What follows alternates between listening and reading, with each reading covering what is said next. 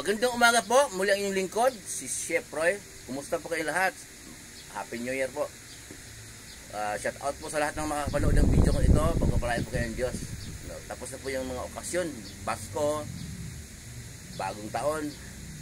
Ngayon po, magbatian pa ng bagong taon kasi nga, January pa naman. January 2 po ngayon. Medyo, ang inyong lingkod blooming ngayon kasi mahaba ang tulog ko. Ayos lang kasi pag sobrang haba naman ang tulog, parang mahina ka rin parang tamad kang gumalaw. Noong pong kahapon po at saka noong 31, may mga napuntahan po ako mga bahay-bahay na mga kaibigan ko, kakilala ko. Dito rin lang sa Malolos. Tapos napunta rin ako ng Paumbong, Malolos. May mga pinupuntahan ako. Sabi sa akin, Chef Roy, nagpo-post ka ng salita ng Diyos mga doon sa hango sa Bible, salita ng Diyos. Narinig ko, pinopost mo na hindi nyo mabasa sa Bible ang December 25. Pero mababasa sa Bible na pinanganak ng ating Panginoong Hesus, pinanganak ni Maria. Sabi ko, oo, tama. Pero wala nakalagay kung anong pizza, anong buwan. Okay. Tinanong niya ako kung biblical ba ang bagong taon? May mababasa ba tayo sa Bible na bagong taon? Mayroon. Sa Exodo 12, 1 hanggang 2. Basahin mo. Ngayon po babasahin ko. Okay. Babasahin ko po at pakinggan niyo. Babasahin yung lingkod sa Exodo 12, 1 hanggang 2. Ganito po ang sabi. Sinabi ng Diyos kina Moises at Aaron sa Ehipto, mula ngayon, ang buwang ito ang siyang magiging unang buwan ng taon para sa inyo. Ay, typical pala ang bagong taon. Sinabi ng Diyos na mula ngayon, ang buwang ito ay magiging unang buwan ng taon para sa inyo. May kalendaryo po naman ng mga Herbyo. Okay. Yung kalendaryo po naman natin, mayroon din. January ang unang buwan. Kaya yun ang unang buwan sa taon. Ulit mo yun. Year 2025, 2026 naman, may January ulit. Kaya tuwing January 1, yun ang bagong taon natin. Okay? Kaya biblical din pala ang bagong taon. Pero hindi po biblical po yung gaputo ka para pampakit sa malas. Para lumapit ang swerte. Parang ko pong pinopost ng mga bagong taon na ang nakalagay po, ang mababasa po sa Bible ay pagpapala ng Diyos at sumpa ng Diyos. Ang malas at saka swerte, hindi rin mababasa sa Bible yan. Ginagamit po ito yan dapat sa sugal. Okay. Asasa pa mga babae, swerte siya.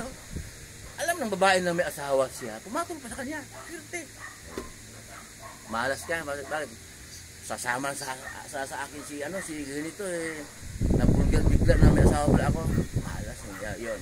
Swerte ginagamit sugal sa babae. Swerte sa malas. Sa kabuhayan po natin, sa kanang negosyo, pagpapala ng Diyos at saka sumpa ng Diyos. Ayun po ay tayo po kasi minsan pinagpapala din ng Diyos, hindi din napansin. Bakit hindi napansin? Hindi na tayo kasi nakontento kasi ang Diyos nilagay ka dyan ka. Iba kasi gusto pang magiging manager, bisor, ina-applyan niya. Walang bakante, sabi ng may-ari. Dito ka na lang sa walang bakante siya. Nalungkot. Talagang malas, pinagpala. Ang Diyos po sa isang, sige, hambing sa restaurant kasi ang inyong lingkod sa restaurant trabaho. Restaurant, manager. Okay. Kung lahat manager, sino mag-dishwasher? Sinong mag-serve? Sinong mag-parking? Sinong maglinis kung walang janitor?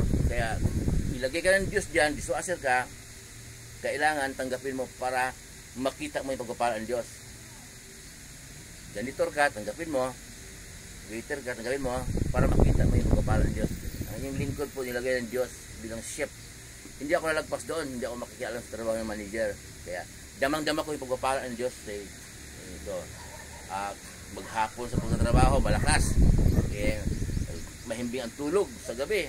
Damang-dama ko yung pagpapala ng Diyos. Damang-dama ko pag-iingat ng Diyos sa akin. Yun. Kaya, yung pong may-ari naman ng kahit anong negosyo, ang Diyos din ang naglagay sa kanila diyan na maging negosyante. Kasi po, sabi ko sila ibang negosyante, siya daw mahirap dati. Nagsikap. Sila kasi nagsikap. Hindi po kung sabihin yun. Nilagay ka nga talaga ng Diyos diyan. Tapos yung mga tauhan mo naman, nananalangin din naman yan para magkaroon ng trabaho. Kaya binigay siya ng Lord na ito yung tauhan mo. Kasi kung puro negosyante na tayo sa buong mundo, sino naging maging tauhan mo? Kaya ang Diyos na nagkaloob sa atin. Kung may hinihiling ka man sa Diyos na hindi natupad, kaloob din ng Diyos. Kasi baka pag yumaman ka, baka kalimutan mo siya. Kaya anak kasi ng Diyos. Hindi po lahat ng tao anak ng Diyos ha. Kasi si Jesus may kausap dun. Ang diablo ang inyong ama. Pag ang diablo ang ama, anak ka ng demonyo. Kaya matik po yun. Di ba? Kaya hindi lahat ng tao anak ng Diyos. Kaya kung mayroon kang hinangad, hiniling sa Diyos na hindi binigay, alam ng Diyos yon na nakakasama sa'yo. Akala nung hindi kasi tao tayo, hindi alam yun. Ang Diyos po ang nagkaloob, ang Diyos po ang naglagay sa atin ng posisyon at tanggapin po natin kung saan tayo nilagay ng Diyos para madama natin na pinagpalat ng Diyos. Muli po yung lingkod, si Chef Roy, ingatan kayo ng Diyos, samahan kayo ng Diyos kahit saan kayo pupunta, sa mga trabaho pinasukan ninyo, kahit anong negosyo ninyo na ayon sa kalooban ng Diyos, pinagkakitaan ninyo na ayon sa kalooban ng Diyos.